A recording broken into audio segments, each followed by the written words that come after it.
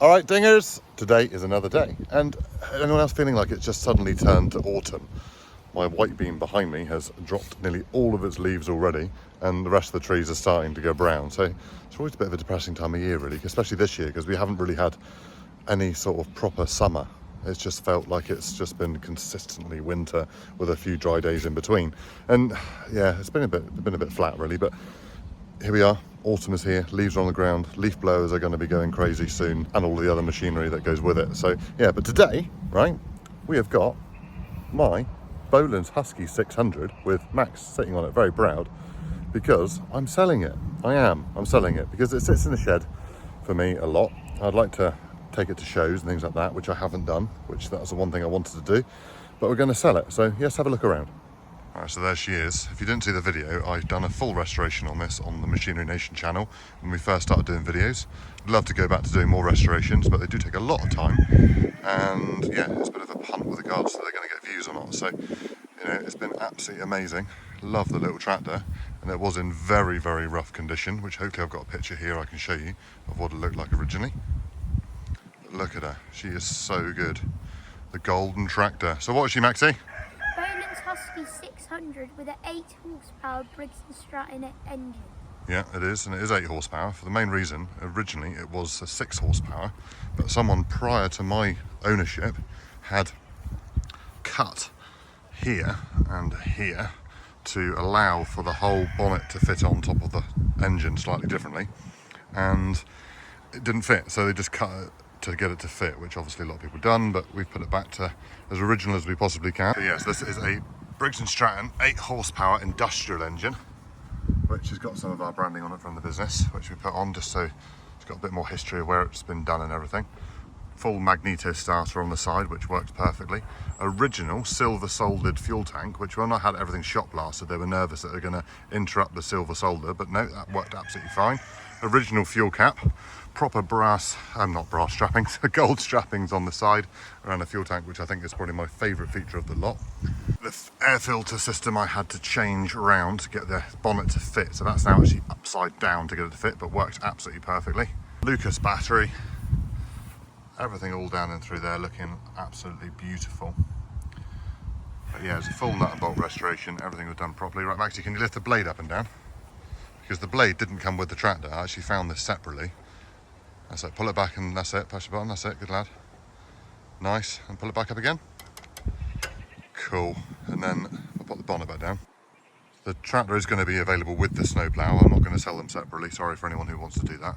But yeah, fully working operation, so go on Maxie, show them how that works. Pull down round. Put it to that side or this side. Exactly, and one couple in the middle as well. So yes, that was all again, all restored at the same time. Only one very sort of non-original part is the hitch on it.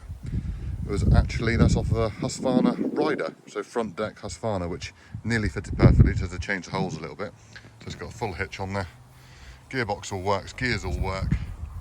Slightly different on the controls because the throttle doesn't work, the manual throttle, that's disconnected because I put a foot throttle on it instead. It's just made a lot more sense. The foot throttle there works and works the throttle perfectly. So yeah, 3 forward gears, 1 reverse, on switch there, and start button there. Right. Do you want to fire up, Max? Mm-hmm. Take it for a drive? Yeah. Cool. Right, Max, are you ready? Yeah. Go for it. Nice. Put it to second. That's it. That's it. Lift your clutch up, dude. That's it. Now we're away. Nice. Changing to third. Stepping in with the dog.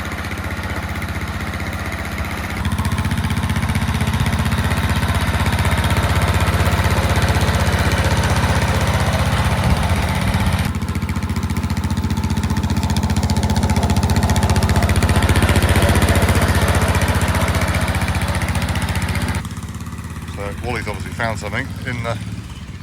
Oh, what have you got, mate? He's found something. Sometimes, just sometimes, you get an amazing machine come back in on part exchange. And today we have the Bolens Husky 600. Now that was the original intro I done in the video when I wasn't quite as confident on camera as I probably am now. I've got a bit used to it these days after 380 videos, whatever it is. So yeah, if you're interested in the Bolens Husky, drop a comment below or ping me an email at contact@machinery-nation.com. So yeah, here's for sale. Sad times, but it's got to go to someone who's going to actually use it and take it to shows and show her off for what she really is.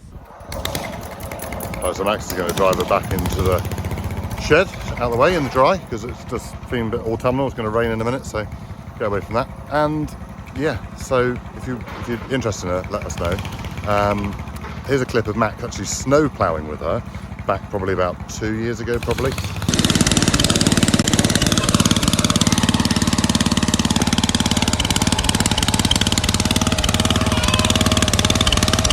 Let's go and fit a new radio system in the Suzuki Vitara, because I need to do that. Hopefully it fits. I don't think it will, but it's going to be fun. Let's go and do it. So my current pride and joy, the little Suzuki Vitara, still doesn't have a radio, and we need to get that sorted. So someone put in the comments the other day, which is Neville Taylor, to see if it was the speakers that had blown, which is quite possible, and I hadn't actually thought of that. So we tested the speakers the other day, and unfortunately they worked absolutely fine. So I've ordered a radio, one of these sort of modern ones that you can connect to your phone and everything. Will it fit in that? I have no idea. So that's what we're going to do now. Let's crack on. Perfect timing, because it just started raining, so we're going to be in the truck out of the rain doing this job. Right, so that's the original radio, and this is the new one, which is supposed to be the same size, but definitely got a different faceplate on it, which I knew anyway. So we're going to just see how well it fits, and if we can. Say hi, Max. Hi. You can see you in the reflection of the radio. Look at the new radio, the touchscreen. Can you see the camera? Yeah. Yeah. So right, let's get that stripped out and see if we can get it to work first before we start cutting and shutting. Right, so that's the old radio out, but look at the size difference between the old one and the new one. And to think the new one has got Bluetooth, it's got phone connectivity, it's got touch screen. It's amazing how much technology has got smaller. So hopefully it's going to fit in there fine. But we've got to take this plate off now, off of here, to be able to fit onto there so it goes in. I don't think that's going to be the problem. The problem is going to be the faceplate of how it looks on the front. So we might have to cut that out, which will be fun, obviously. What have we got there, Maxie? The adapter, Yeah. which we thought was going to plug into the back of there and then onto that blue one. Yeah, so it fits into the blue one, doesn't it? Yeah. Fits in there It's onto got white. that end. That's it. And then we're hoping it to go into there, won't But we? it doesn't. It doesn't fit into there. But luckily, in the box we've got this one, haven't we? Mm-hmm. Which does fit in the back of here. And then... We can fit the black one in there. Yeah. And then red one in there. Lovely job. So then the white one can connect to the blue one in there. Yeah. And this blue one could go into the radio. Awesome. That's made our day, hasn't it? Mm-hmm. Yeah. Years ago, I remember, like, in my little Peugeot 205 I had replaced a radio in that, and you used to have to cut all the wires and join them up with horrible spade connectors, which was never great. It was horrible, but that's all I had at the time. So I was expecting we might have had to have done that, but I searched on good old eBay the other day for a Suzuki adapter to an ISO plug, I think they call it on these radios these days, and I found one. So I thought, right, I'll just order that. It was like £5.49. The radio was like 65 quid. And yeah, so it seems to be like we've actually done something right. I've ordered the right bits, mate. Imagine if I was in a business where we had to... It does make a change. Right, so let's connect it together and see if we can actually make it work before we start cutting. Right, so Max is going to turn the keys on, turn the ignition on. And we've got it all plugged in. Well, something's plugged in. And again, mate, one more click. It's on. Oh yeah, it's on. It's on. It is on. I've got power. That's always good news. I should probably read the instructions first, because there's probably... Look at that, Max. Looks literally like an iPad, doesn't it? Mm-hmm. Data loading. Right, let's have a fiddle. Right, just press the button and we've got noise, haven't we, Maxie? Yeah, no song. No, sorry, no. Right, so hopefully if I press...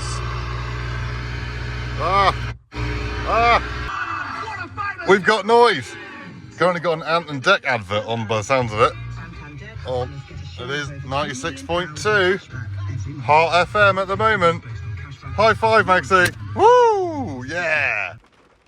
It's all good. It's looking all right. We've only put it in there temporarily. We haven't clipped all this bit in yet. But like, we hope to set it back a bit more so we can like almost put our fingers under the trim, like under there, and to press the buttons and plug things in, so we don't need to cut around the outside.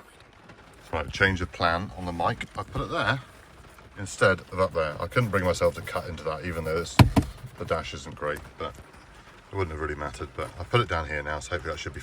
It's all installed. Let me show you around there. So we got CarPlay here. We go on to it. We got all of the different apps on here. Then we can go on to Maps.